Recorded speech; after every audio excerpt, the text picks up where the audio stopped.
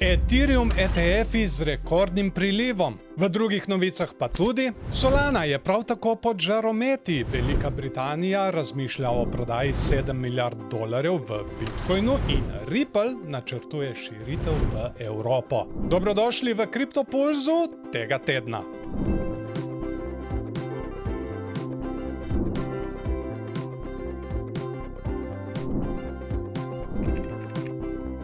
V preteklem tednu so spot Ethereum ETF-i zabeležili rekordni priliv kapitala v višini več kot $2 milijard, kar je največ doslej.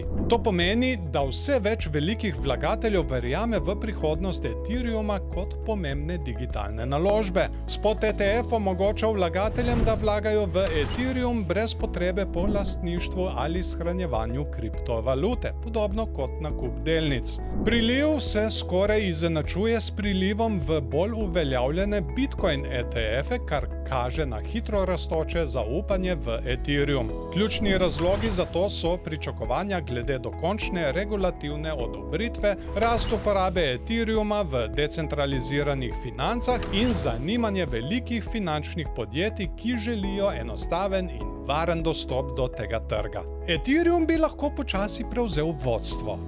Ameriško podjetje DeFi Development Corp je tik pred tem, da doseže milijon žetonov Solane v svojem portfelju, potem ko so vložili skoraj $200 milijonov.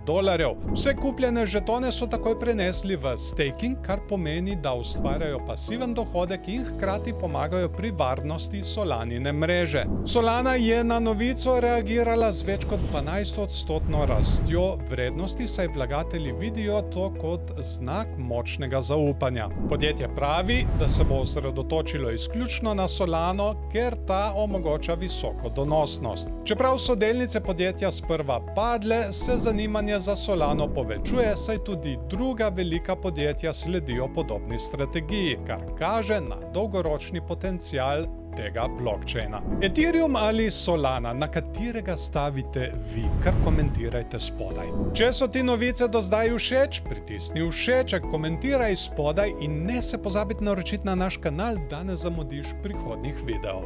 Britanska vlada razmišlja o prodaji velike količine zaseženih bitcoinov, ki so jih pridobili že leta 2018 v okviru preiskave kitajske piramidne sheme. Gre za okoli 61,000 bitcoinov, ki jih trenutno hrani država, njihova vrednost pa danes znaša približno $7 milijard.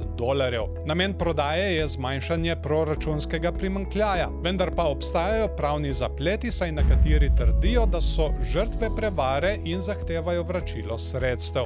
Poleg tega se oglašajo tudi člani kriptoskupnosti, ki pozivajo vlado, naj teh sredstev ne proda prehitro, saj bi dolgoročno lahko pomenila strateško prednost za državo. Kljub vsemu bi takšna prodaja lahko pomembno vplivala na trg. No, vsaj so bolje pozicionirani, kot je bila nemška vlada. Ripple, podjetje znano po svoji plačilni infrastrukturi na blockchainu, je potrdilo, da želi vstopiti na evropski trg prek pridobitve licence MiCA. Ta že deluje v Luksemburgu, ki postaja pomembno središče za podjetja, ki iščejo pravno varnost pri poslovanju s kriptovalutami. Z MiCA licenco bi lahko Ripple v EU legalno ponujal storitve z digitalnimi valutami in stabilnimi kovanci. To je del večjega trenda, saj tudi druga velika imena širijo poslovanje po isti poti. MiCA naj bi prinesla večjo preglednost in varnost tako za podjetja kot za vlagatelje v kripto. Ta širitev bi znala biti res kar pomembna. Hvala vam za ogled in se vidimo v naslednjem videu.